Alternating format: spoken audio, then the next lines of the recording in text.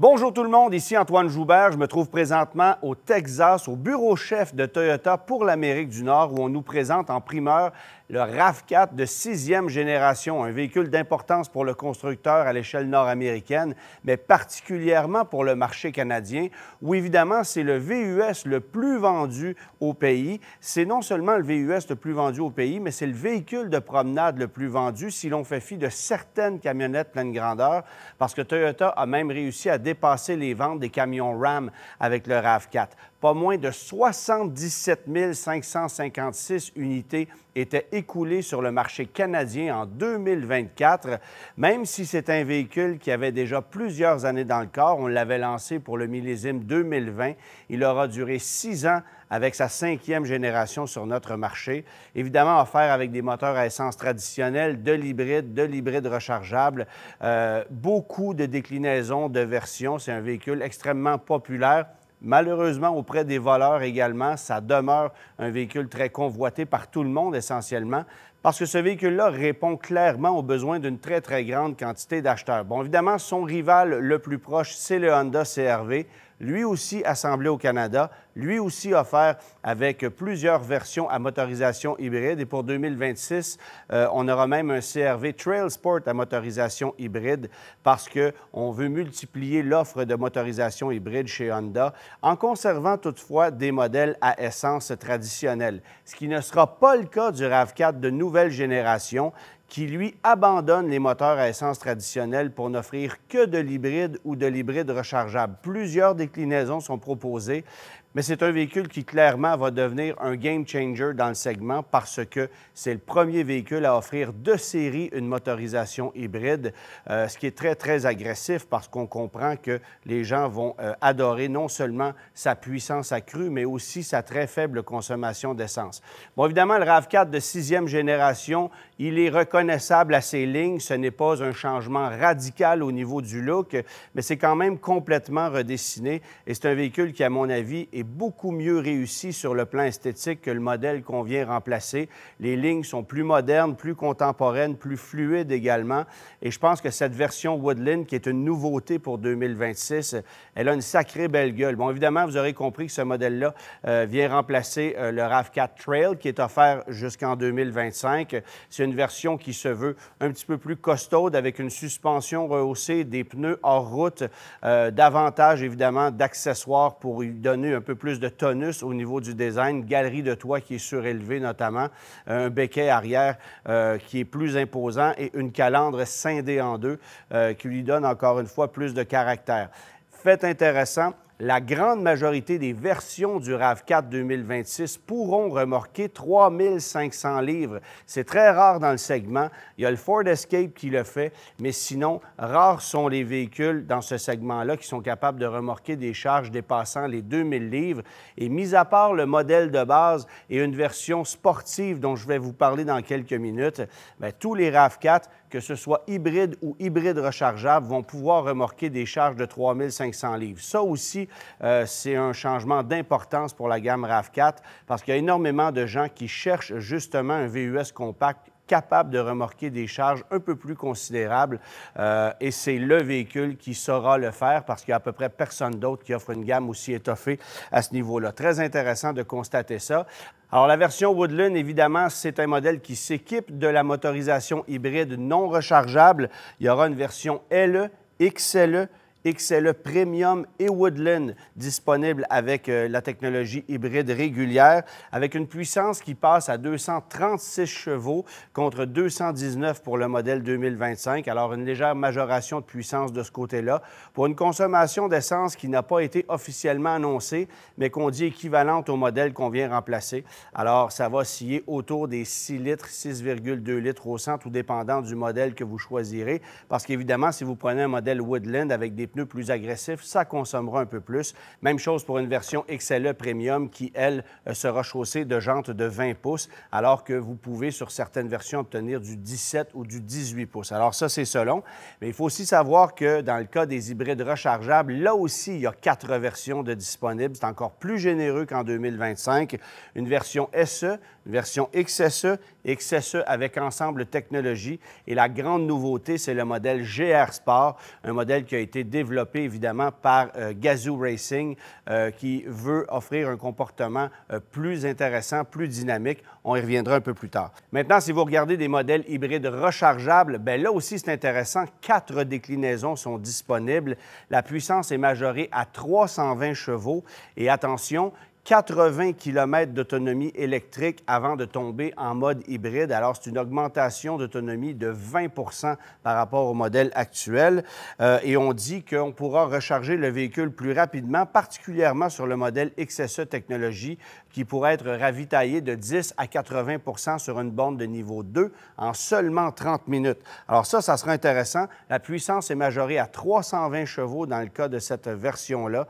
Alors, on a retravaillé le véhicule pour vraiment distancer la compétition parce qu'on sait qu'il y aura de nouveaux VUS compacts hybrides rechargeables qui arriveront prochainement sur le marché. Mitsubishi qui est sur le point de moderniser son Outlander.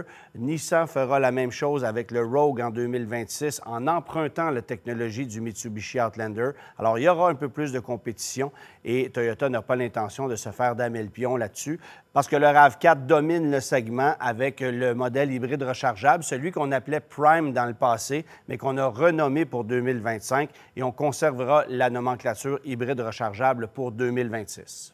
Je vous l'ai mentionné, le RAV4, c'est de loin le VUS compact le plus populaire sur le marché canadien. On en a vendu 22 000 unités de plus que le second véhicule le plus populaire qui est le CR-V dans un même marché en 2024. Et uniquement au Québec, on vendait 16 343 RAV4 en 2024. Exactement le même nombre de Forester qui étaient vendus à l'échelle nationale. Alors, c'est vous dire à quel point on distance la compétition avec le RAV4. Et j'ai très hâte de voir, bien sûr, s'il y a une partie de la clientèle qui souhaitera le délaisser parce qu'on n'a plus de motorisation à essence traditionnelle. Je ne pense pas que ce soit un irritant. Au contraire, je pense que c'est un avantage très sérieux.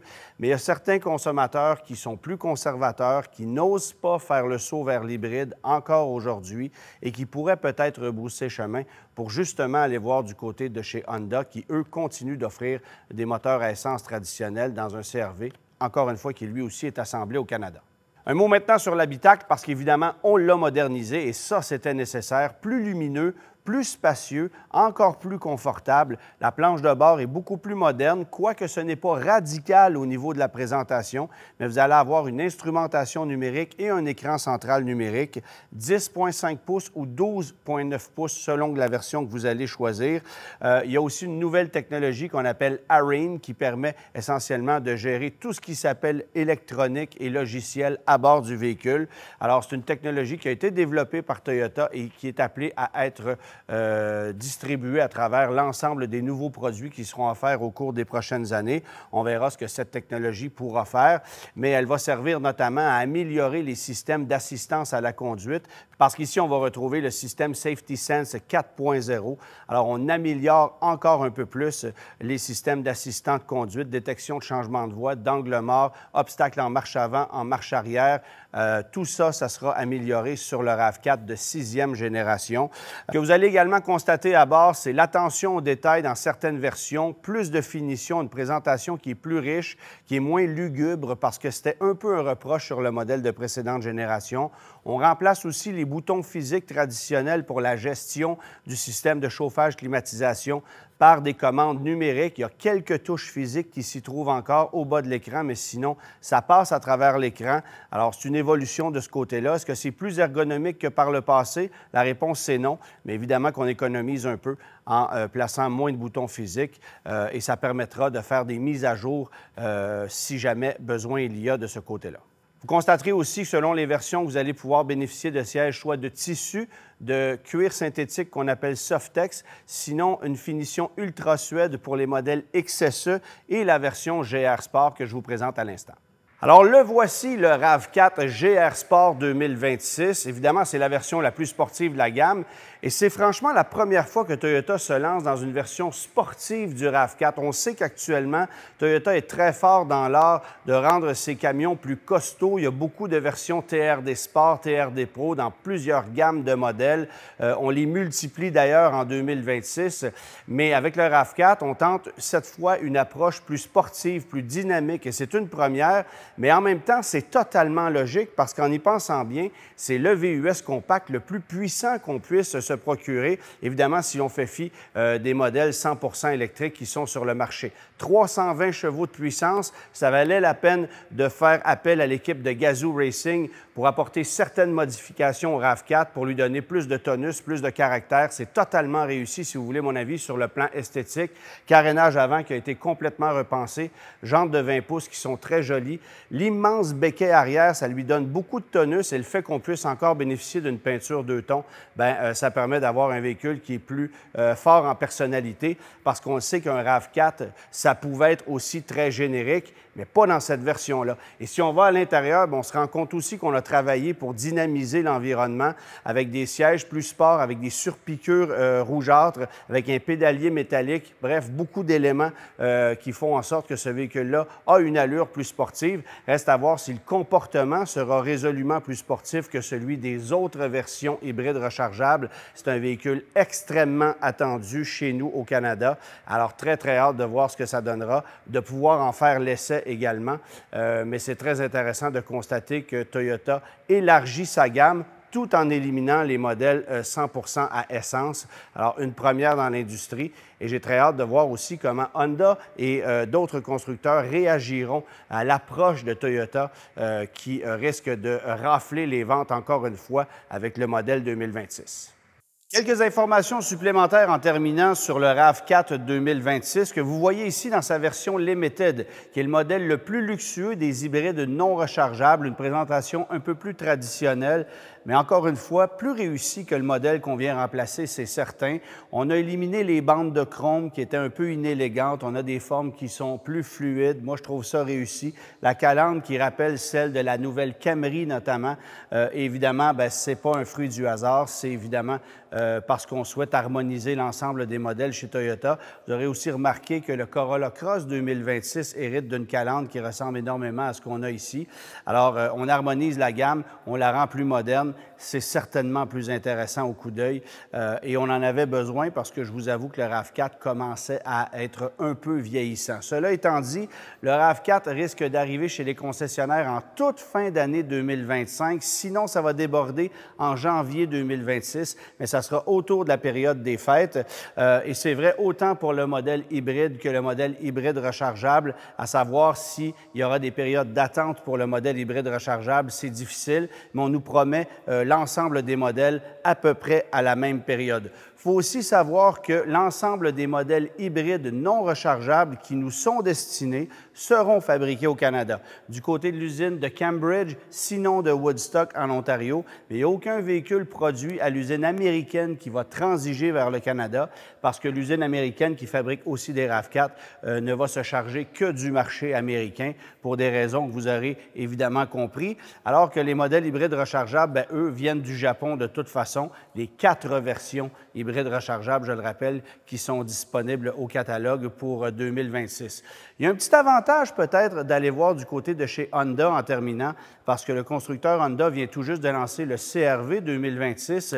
Au moment d'enregistrer, on est à la fin mai 2025. Alors, vous pourrez profiter d'une année modèle pendant 1 an et demi avant que le véhicule ne change d'année modèle. Et ça, au niveau de la dépréciation, c'est un petit avantage. Évidemment que Honda joue avec les valeurs résiduelles à son avantage en amenant un modèle 6 mois avant le Toyota RAV4 2026. Et Honda, on le sait, multiplie ses offres de modèles hybrides avec l'arrivée de la version Trail Sport 2026 qui va rivaliser avec le RAV4 Woodland 2026. Encore une fois, un véhicule qui a l'avantage d'une capacité de remorquage à 3500 livres. Et ça, ce n'est pas le cas du côté de chez Honda.